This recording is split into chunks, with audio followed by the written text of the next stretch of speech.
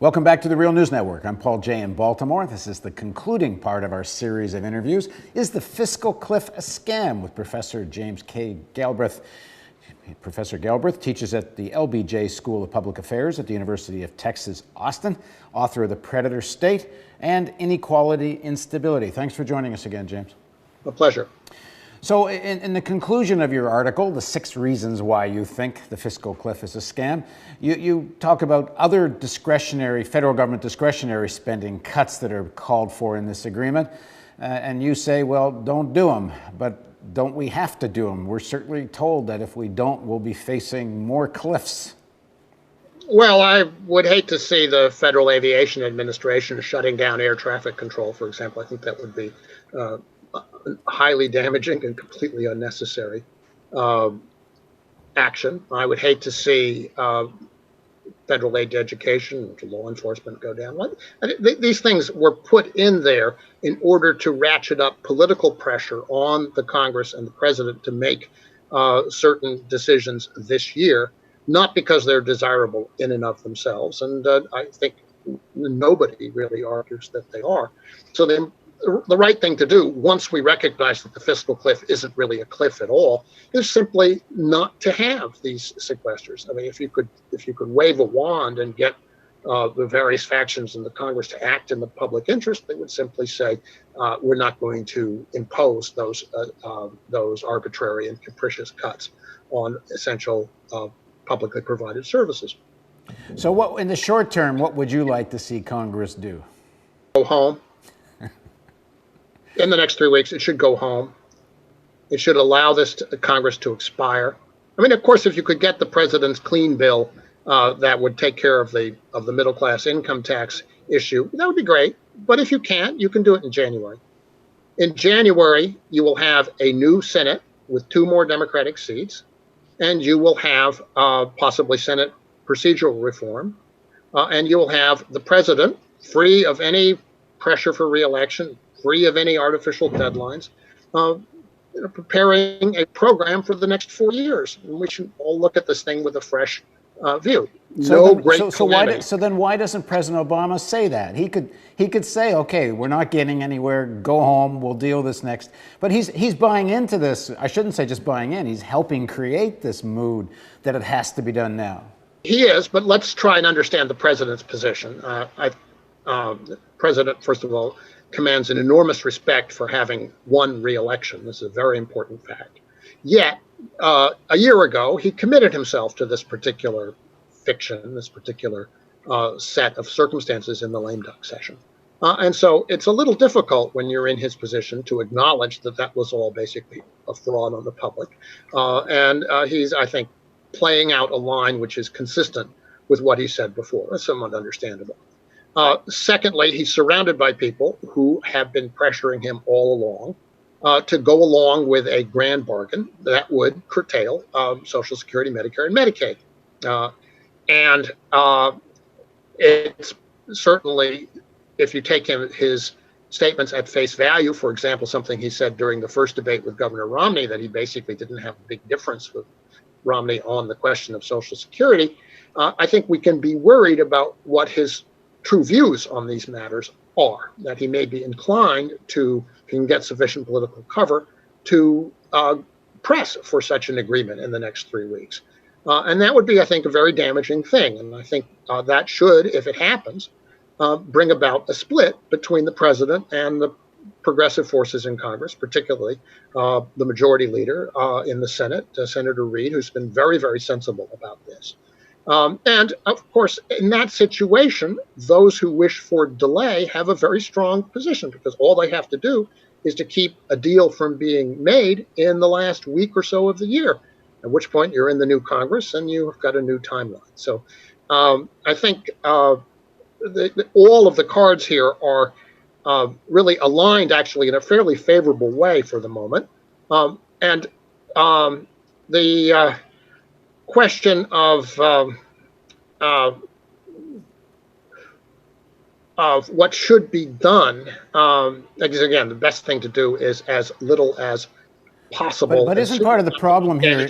short-term decisions under extreme time pressure at the last minute. Isn't part of the problem here, if all indications are, and evidence is, that President Obama essentially does agree with this idea, the need for austerity and these kinds of cuts.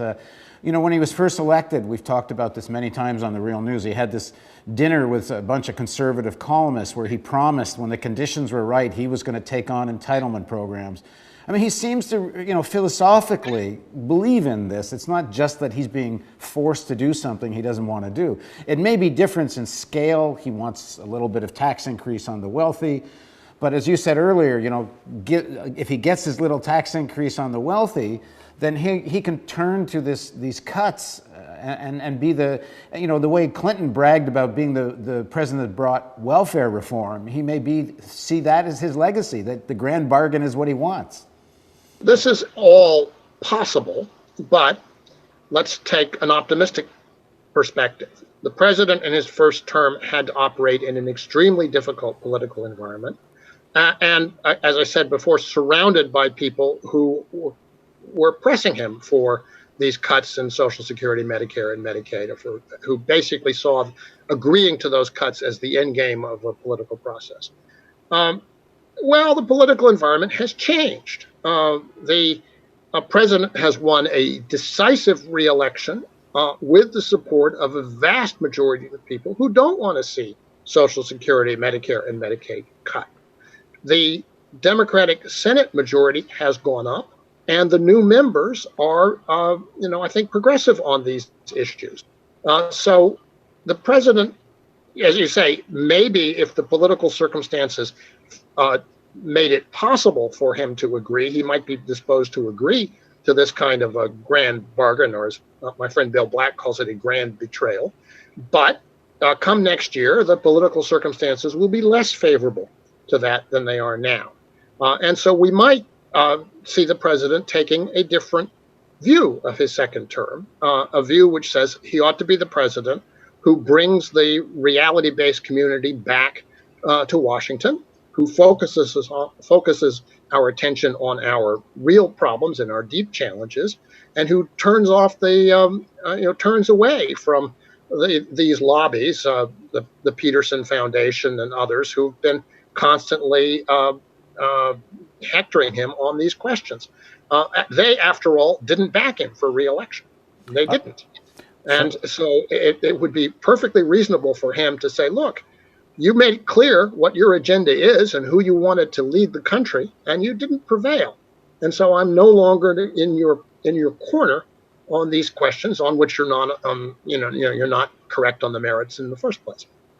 Well, we'll see. But it seems to me President Obama does fundamentally agree with this. But you're right. The circumstances in Congress change. He may not have the same kind of room or argument to make that he would have otherwise. But go ahead. Quickly say, throughout his career in the Senate, Lyndon Johnson never backed a civil rights bill until 1956. And then he did. And people who thought he was anti-civil rights at the time got a very big surprise. And then we know what happened in 1964 when the Civil Rights Act was enacted, in 1965, the Voting Rights Act. Presidents are in situations that most of us really can't understand, and if they are fully appreciate anyway at the time, and if they are truly up to the challenge of history, they take the opportunities before them. We have to say of President Obama that he survived one of the most difficult political environments ever to face an American president, survived it, and got a resounding re-election based upon what were essentially the assertion of progressive values. He now has a new direction, a new path open to him. And I would not be surprised if he decides to go down that path. It might not be what he wants to do. It might not be what he decides to do, but it wouldn't be surprising if he did. All right, we'll find out soon. But in a word, your advice to Congress: go home. Have a good holiday, and stay calm. Don't panic. Don't be panicked, and come back in the new year and fix what needs to be fixed, and then move on to some serious business. All right, great. Thanks very much for joining us, James.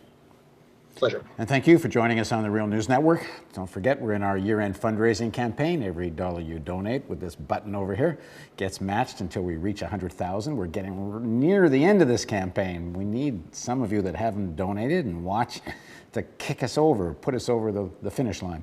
Thanks for joining us on the Real News Network.